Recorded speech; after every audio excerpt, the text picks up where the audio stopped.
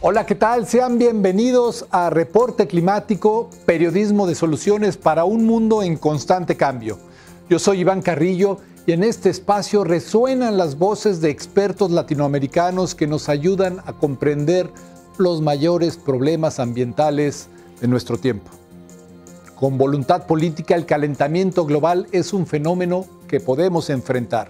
Sin embargo, a la par existe otra crisis, la defaunación.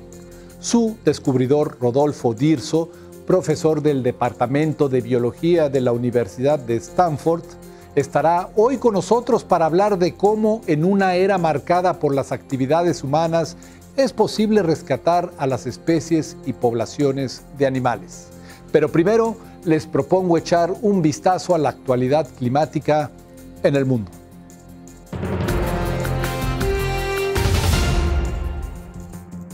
Ante las afectaciones que han dejado huracanes como Ida, diversos medios de comunicación han reportado que debido al cambio climático, estos fenómenos están siendo más fuertes, duraderos y húmedos.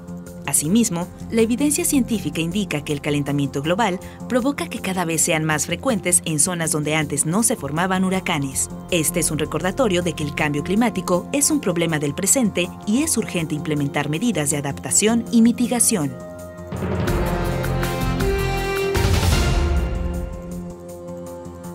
Pese a que la seguridad alimentaria debería ser garantizada como un derecho humano universal, cientos de millones de personas sufren hambre en el mundo debido a factores como la pobreza, los conflictos en los países y el cambio climático. La iniciativa Verified de las Naciones Unidas ha reportado que la pandemia vino a sumarse a dichos problemas, provocando la desnutrición de 800 millones de personas, lo que representó un incremento del 8% respecto al 2019.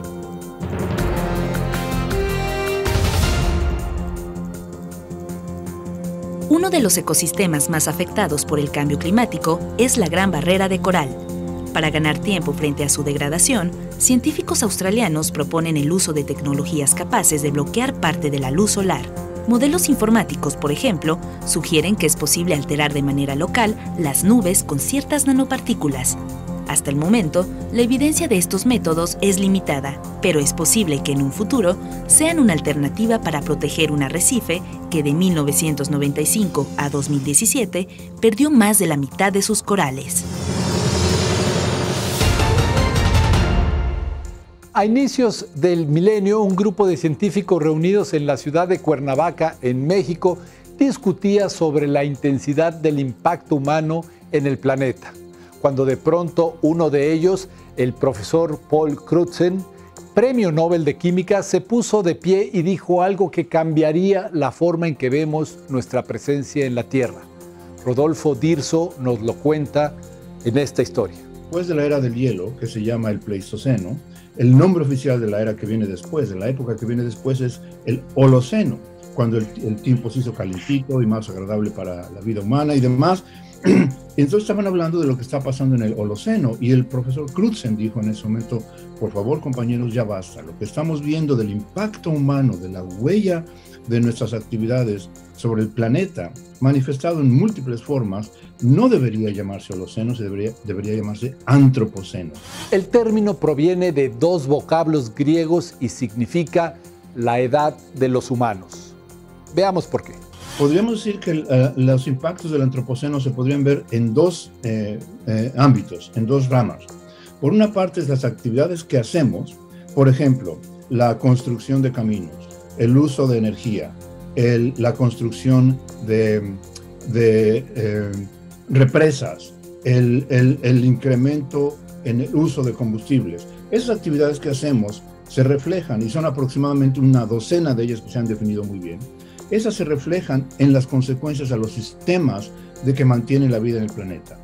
Y esos sistemas que viven en el planeta los podemos ver en términos como, por ejemplo, la regulación de los patrones climáticos, en términos de las emisiones de gases de efecto invernadero, en términos de la deforestación, en términos de la extinción de las especies. Lo que sí es claro es que el impacto del Antropoceno es tal que está dejando una huella en el registro geológico, o sea, en la memoria de la Tierra. Cuando, por ejemplo, cuando hablamos de la extinción de los dinosaurios en el Cretácico y Terciario, se ve claramente en el registro fósil que hay un cambio, se puede ver en los registros fósiles. Cuando termina la edad del hielo también se puede ver en los glaciares y demás. Entonces la gente decía, pero a ver, ¿dónde está la huella? Pensemos, por ejemplo, en un factor, digamos, los tecnofósiles. La cantidad de concreto que se ha depositado sobre el planeta. Si una persona inteligente, si un investigador, si un científico llegase 20.000 años después a ver qué había aquí, claramente va a poder ver ese tipo de huellas. Los plásticos en el océano. Se va a poder ver muy claramente cuando no había plásticos en el océano, cuando eso se hace una explosión. Entonces, ese tipo de factores que caracterizan las otras épocas que ha tenido el planeta, hoy en día también se pueden ver claramente como para definir claramente el término antropoceno. Pero para poder conocer las consecuencias del antropoceno, no necesitamos viajar al futuro. Cualquiera de nosotros puede notar algunos de sus efectos prácticamente a simple vista. Desde el punto de vista biológico, el impacto humano es visible, es claro, es notable. Y un factor que lo hace muy evidente es la deforestación. Seguramente que los que nos están escuchando, las personas que nos escuchan, habrán visto esas imágenes de satélite que muestran, por ejemplo, cómo era la cobertura vegetal del planeta hace 20 años, hace 10 años, como es ahora. Es tan vívida esa imagen que no le queda duda a nadie de que hay un impacto enorme sobre la vida vegetal con el término deforestación, que además podemos medir con mucha precisión con esa tecnología de los sensores remotos y demás.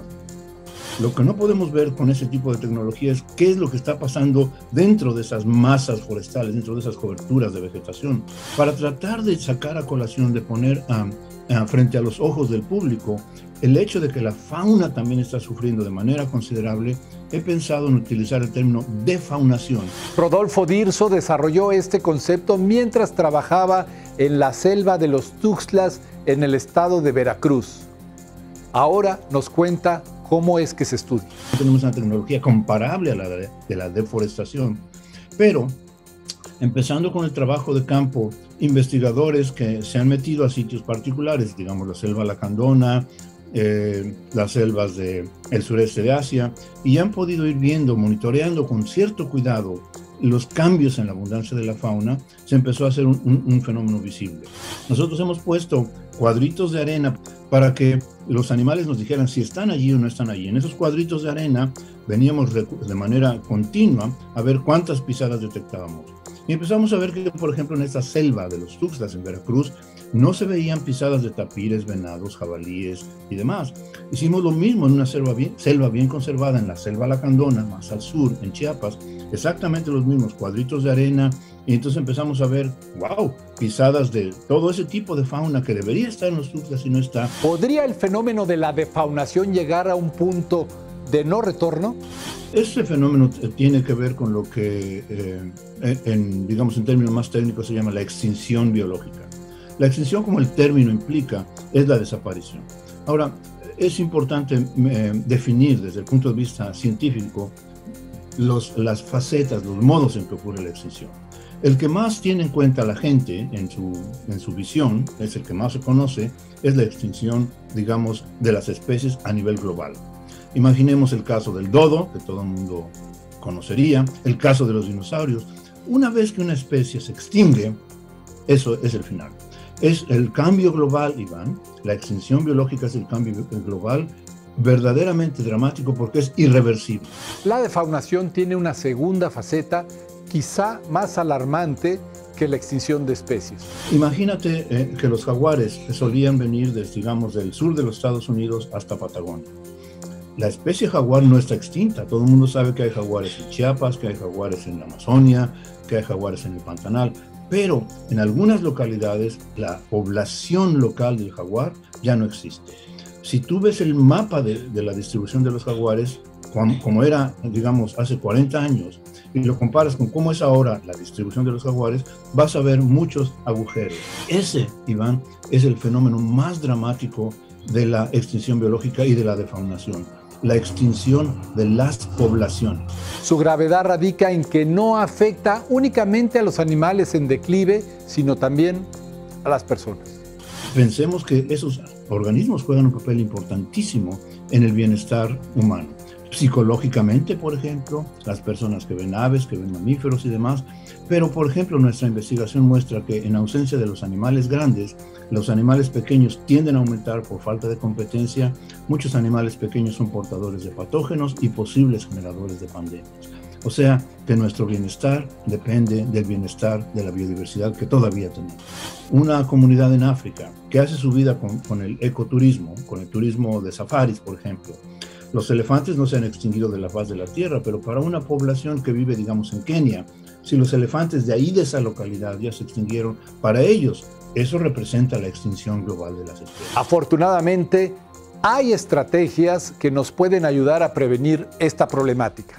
En la medida que todavía podemos mantener algunos individuos en algunos sitios, podemos hacer ahora lo que los forestales han hecho toda su vida, reforestación, pero ahora podemos pensar en la refaunación.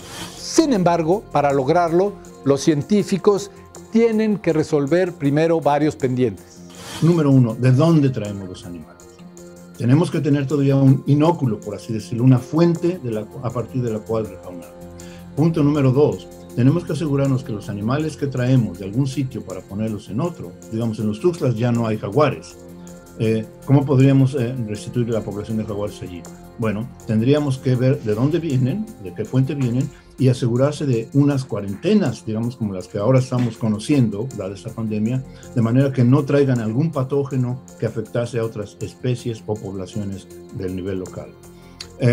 Tenemos que tener el hábitat adecuado. No podemos refaunar un sitio donde, por ejemplo, jaguares, si no va a haber presas. ¿Qué nivel de diversidad genética tienen que tener esos animales para traer? Si traes 2 jaguares, probablemente están emparentados, no van a poder tener poblaciones fértiles desde el punto de vista genético con la suficiente variación genética.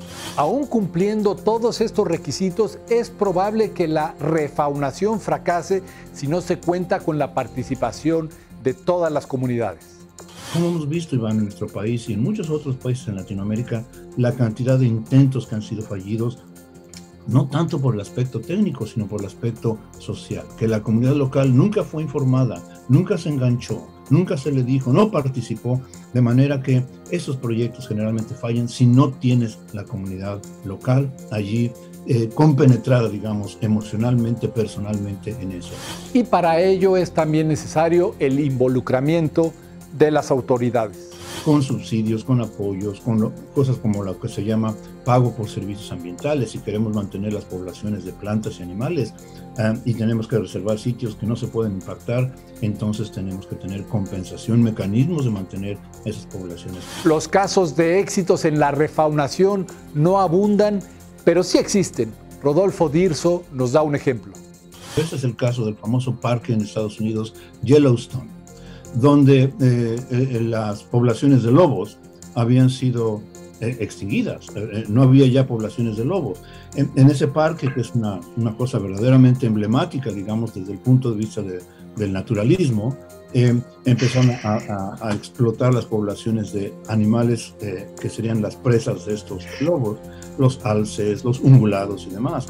Esos animales empezaron a pisotear la vegetación, cambiaron la vegetación de manera terriblemente impactante, de manera que muchos procesos ecológicos de este parque estaban yéndose en declive. Se hizo un proceso de refaunación, trayendo el lobo nuevamente, de manera que, hablando con la población local, haciendo ese tipo de cosas que dijimos, trayendo animales con diferente grado, con un buen grado de diversidad genética, se reinstaló esta situación y ahora es fascinante ver cómo la vegetación es diferente, cómo es más diversa, cómo no hay dominio de una o pocas especies de animales que eran presa de esos animales o de la vegetación que se había modificado dramáticamente. Esto fue Reporte Climático, periodismo de soluciones para un mundo en constante cambio. Muchas gracias por habernos acompañado. Yo soy Iván Carrillo y nos vemos en la próxima emisión.